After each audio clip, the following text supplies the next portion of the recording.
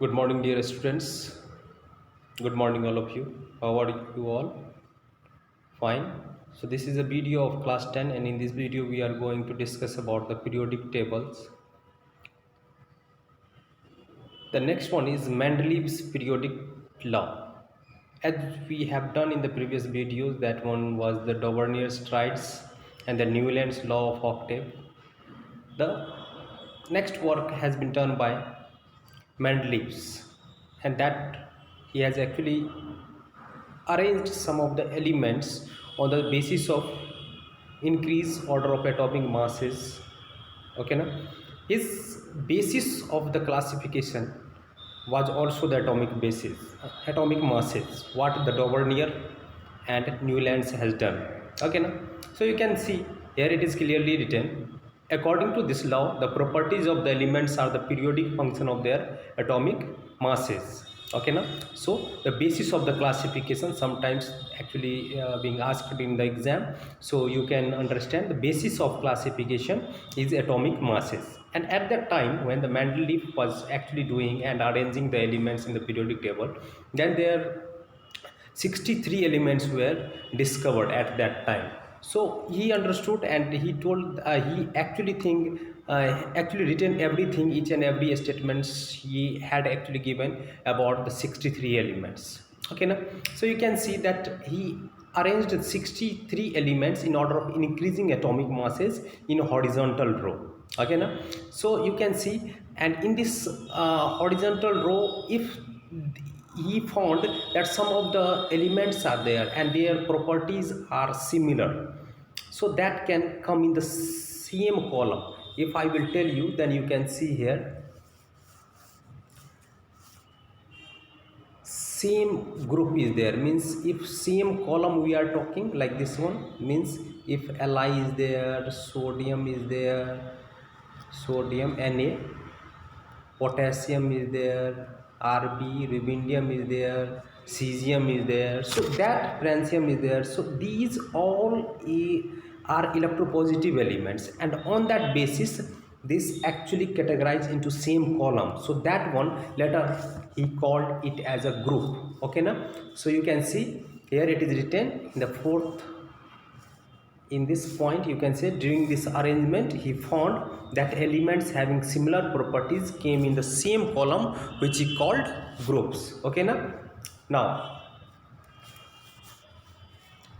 he actually used the chemical properties like hydride formation and oxide formation, and this you should understand that he actually used the hydride formation and the oxide formation for every group. He actually gave some of the formula, and he told that if these elements which is actually belong from the same group will actually follow the same hydride formation, same general formula of hydride would be there, and same general formula of oxide would be there. So you can see here I am writing the oxide and hydride formation in the first case, and in the first group here I had written Li, then after sodium. Okay now, wait please, Li it should be na, Li. Okay, then after sodium, then after potassium, rubidium, cesium, francium. So I will write till here. Then after second group, beryllium, magnesium,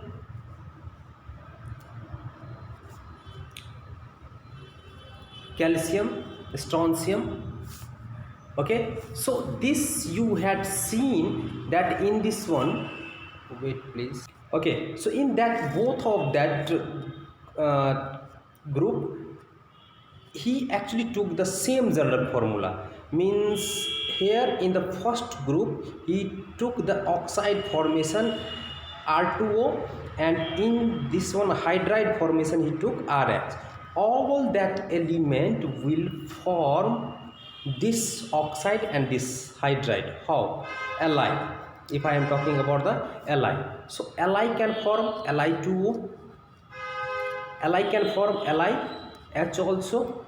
Okay now, here you can see, if I will talk about sodium also form Na2O and sodium also form NaH.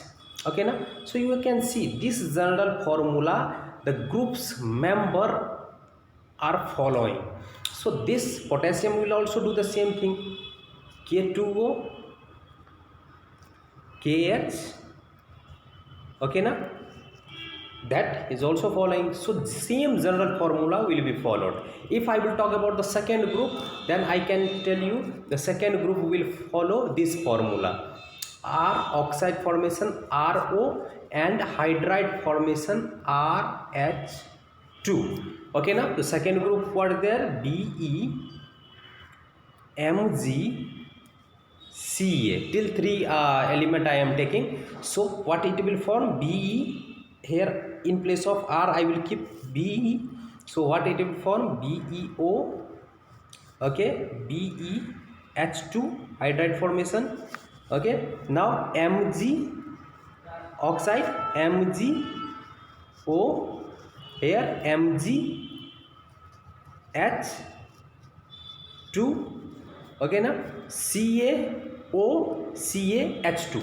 So you have understood that oxide formation and hydride formation, they are actually following, and the same oxide and hydride actually it is forming. Okay, so here you can see this one.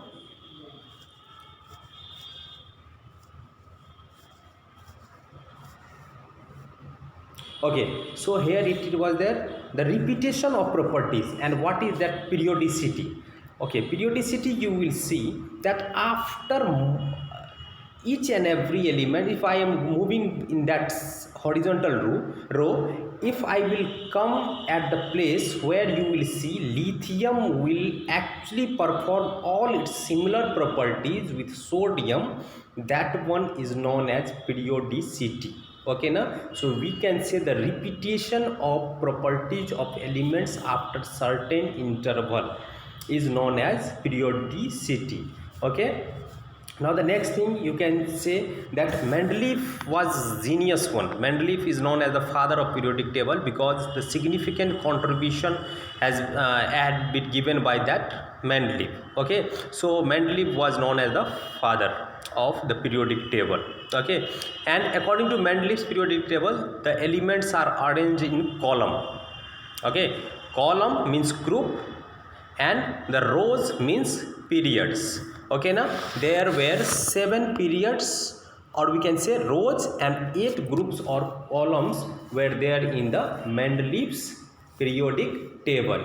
And Mendeleev was genius. Why he was genius? He left some of the gap for the undiscovered element also. That means in the future he had that kind of the idea, in the future some elements will discover, and he left the gap for that elements, that whenever the discovery will be there, that will not affect, that will not disturb the periodic table arrangement. Okay now, that's why it is called as a systematic classification of the elements. And here you can see that first of all he actually took that space and he had written Eka boron. Eka means a Sanskrit word that means a single. Okay now, boron is boron. Eka boron means first borons comes and then the unknown elements will come. So later on, when the discovery of scandium was there, Eka boron was replaced with that scandium.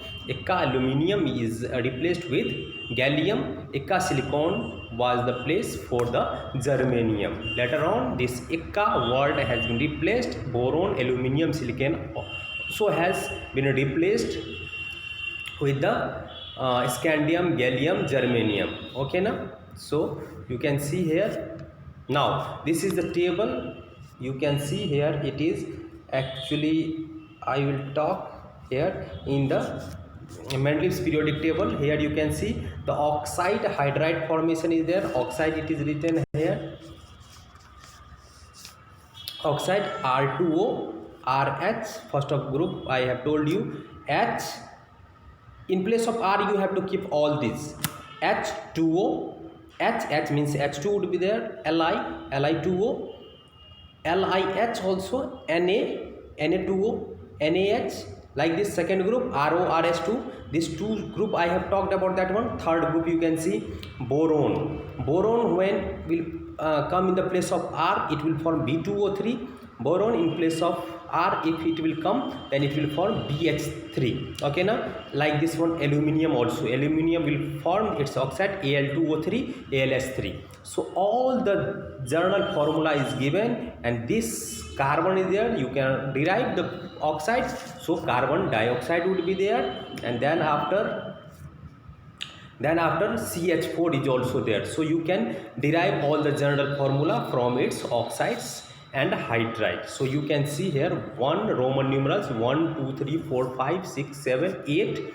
Okay, 8 groups are there, and 7 periods horizontal are there. And the speciality of this one, this periodic table, you can see that here you can see that the place of this iron, and here iron is there, nickel is there.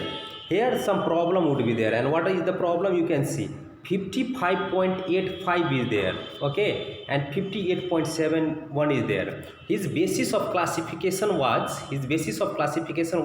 increased order of atomic mass, but here you can see 55, then after 58.93 and 58.71. so what should be their mistakes he had actually done? This nickel should come before cobalt, because 55.85, then after 58.71 should be there. Why it is 58.93? so it will come in the limitation. We will talk later on in this video. Okay, so this is a Mendel's periodic table. Thank you.